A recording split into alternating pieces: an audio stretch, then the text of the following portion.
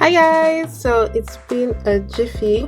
So I received a lot of engagement because the jam season is coming about really fast. So I just wanted to pop in here to give you some little, actually three major tips that can help you during the jam exams. It's more like things you need to know before you actually go into the exam hall. So without further ado, let's get in with the video.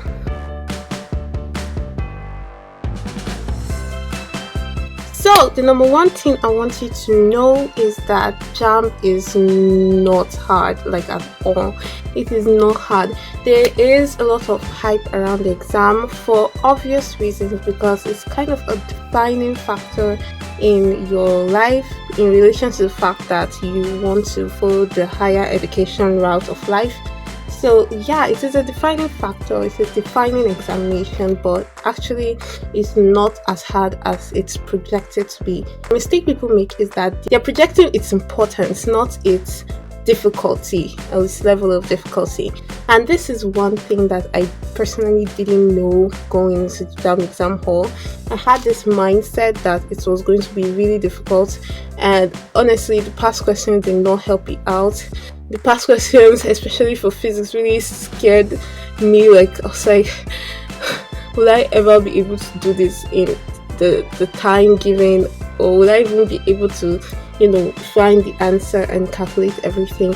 But actually when I went in there, I was like, is this examination, like, it's really so simpler than I could ever imagine, actually. So I want you to take a deep breath and calm down.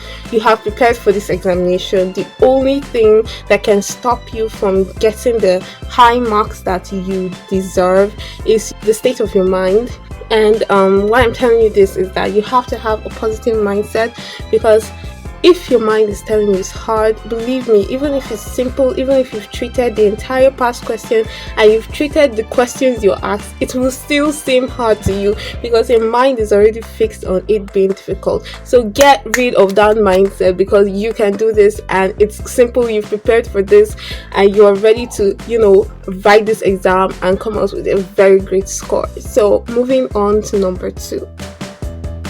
So that being said, the major thing that I personally feel like jamb tests, apart from your knowledge, it's your time management skills. So like everything, let's say everything is basic and you know how to solve everything. Now you have 2 hours for 4 subjects, and English is 80 questions, I believe, and the rest 40 questions. I think 40 questions.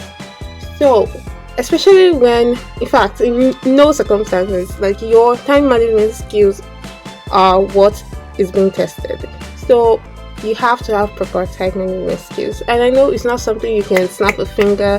It takes practice, takes time, and actually I had a serious problem with managing my times properly, especially in my jamb. I remember my physics, I couldn't really calculate everything. I had to do a lot of guesswork at the end, because I just had this mindset that so far I picked an answer, not like solving the question, but like, so far I picked an answer, then I'm good to go. So yeah, you should not leave anything blank. That's another one. Do not leave any of your paper blank. If you don't know the answer, do not skip the question. Just pick any option, because if you skip the question, you might not have time to come back to it.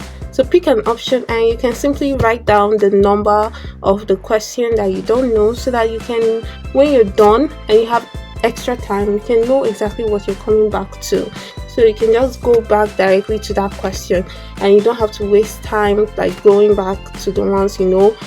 The danger of skipping a question completely is that you might not have time to go back to it. And imagine you skipping like 20 questions, and 20 questions, it's like, it's better you just pick anyone, and you don't know, you might pick the right answer. But if you have great time management skills, good for you.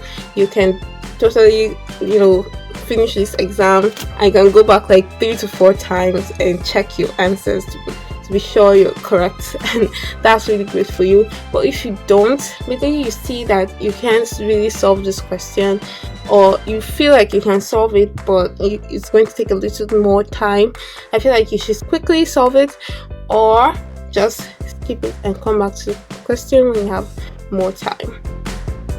And here is your boost of confidence for this examination. I want you to know that I believe in you. I know you can do it. I know you can do it.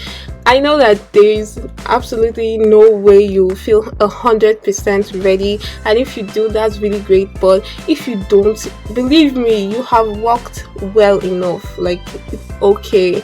And I know that you might be worried. Just keep revising, keep going over, keep solving some questions. But personally, I believe that you are 100% ready for this examination. Of course, keep working to the last minute. If you want to take a peek at your notes 2 seconds before entering, that's okay. But I know you can do this, and I believe in you, and I'm rooting for you. I'm also going to be praying for you, because I know this exam can be extremely nerve-wracking. Like, I was literally shivering and shaking. I'm sure I had a slight fever that day, but it's going to be okay. When you enter, you realize that it's actually not that terrifying as it seems. So good luck in your examinations, and if you haven't, check out this video right here, because you're going to need all the help you can get when going to this examination. I'm waiting to hear back your scores. Thank you for watching. Bye.